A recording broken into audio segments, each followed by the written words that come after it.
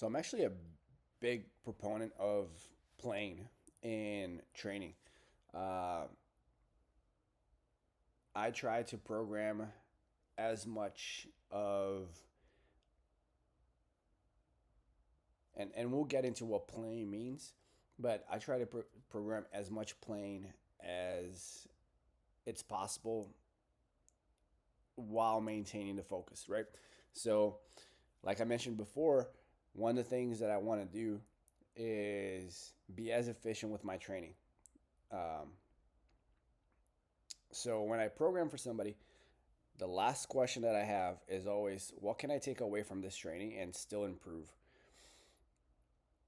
And if there is something, I'll take it off because I want my clients to be um, as energized, um, as fulfilled, to have as much time to work on other things as they can, and not to spend 4 hours at the gym, right? If I can get the results, similar results, or as good results in 45 minutes, 3 days a week, than 2 hours, 5 days a week, I'd much rather do that. Unless obviously there's certain occasions where the person's an athlete or they're a bodybuilder or they're trying to do something above the average where then we're gonna have to stay in the gym for a little bit longer.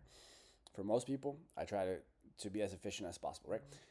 And with that efficiency, one of the things I want to do is to program as much play. So now let's define play.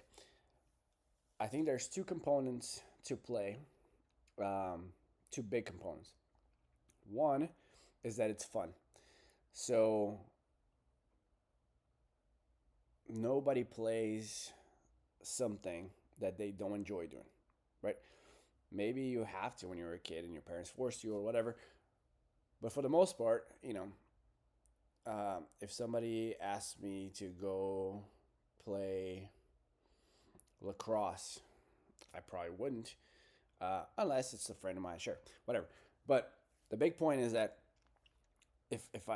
if there are friends of mine and I'm having fun with other people, right? That's still then I would play because I'm having fun. I wouldn't choose to play something where I'm dreading it.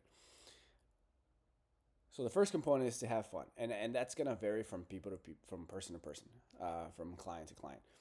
What do they think it's fun, right? It's not what I think it's fun; it's what they think it's fun. Um, and then the second is that it has to be somewhat athletic. The thing with playing is that for the most part is moving our body in space in a pleasant manner. That comes with athleticism. If I move my body in space stiff, if I move my body in space uh, with pains or unable to do the movement, one, I'm not going to be having fun. Um, but two, it takes away from the playing in the sense of, and this is the abstract feeling of playing, of uh, spontaneity, being spontaneous, right? Reacting to things.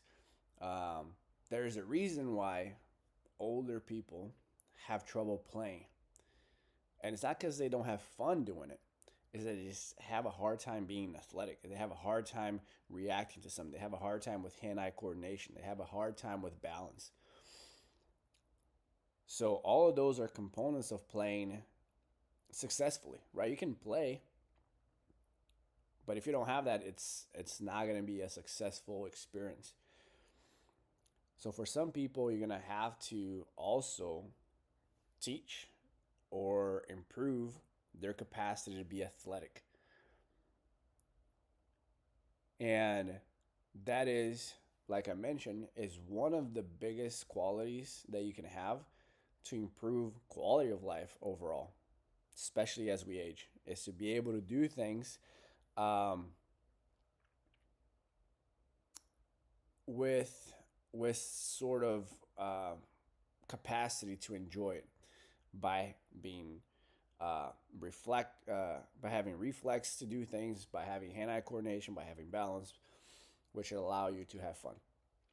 So when you program play for people, um, or when you want to incorporate playing in your own training, I think that one, it makes training fun. So it allows us to be more consistent with our training. It allows us to look forward to our training.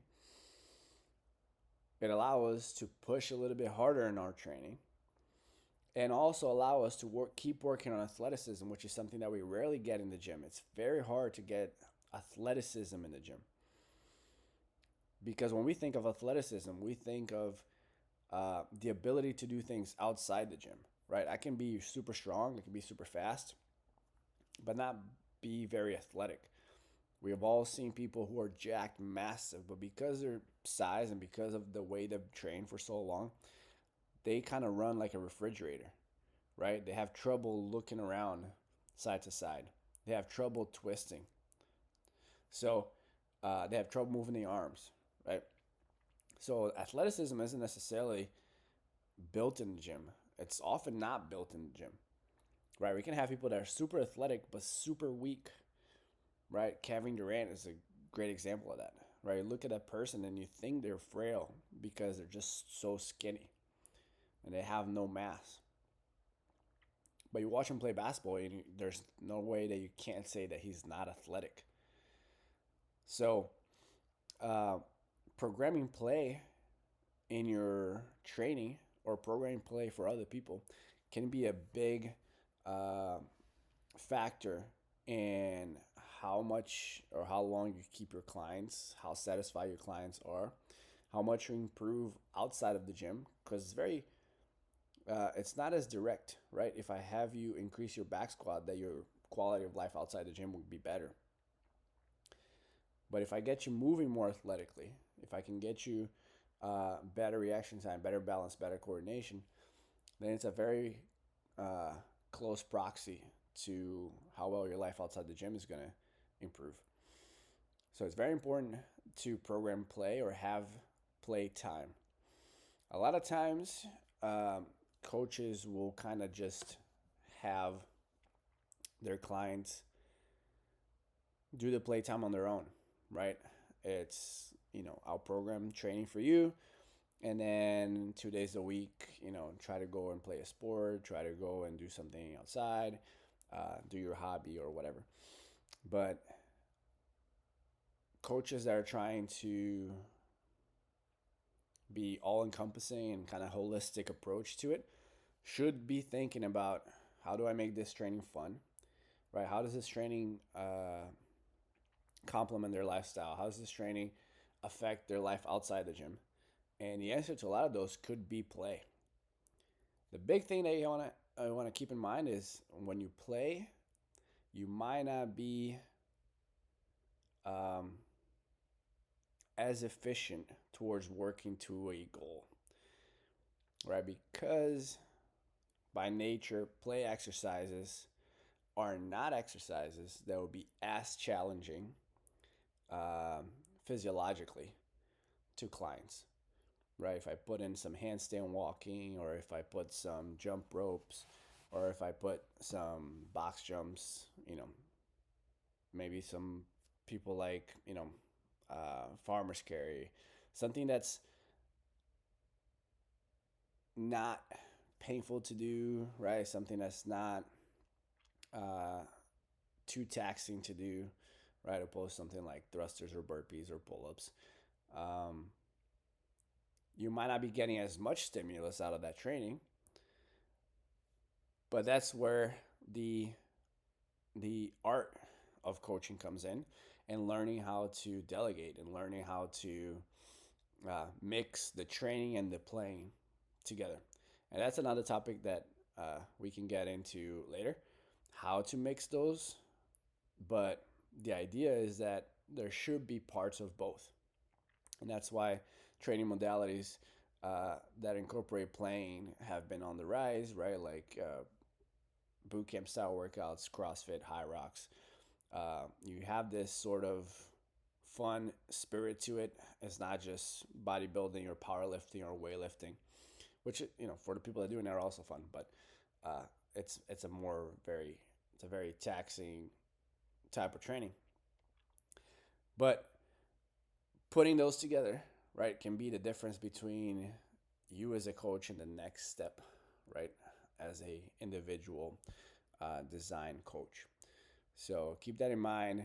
Always think about the happiness, the fulfillment, the fun that people could have in a efficient and smart training workouts. And then you're gonna see that they will be more fun. They will be having more fun. They'll comment back a lot more often on training sessions, and you'll be just much more efficient in a relationship also with your client, because they'll talk more. They'll feel understood. They'll feel like you know what they like to do and what they don't like to do. So yeah, play is essential to training. It's not the most important part of training, because it's still trying to get people to adapt to new things and improve their physiology, but it's also very important for sure.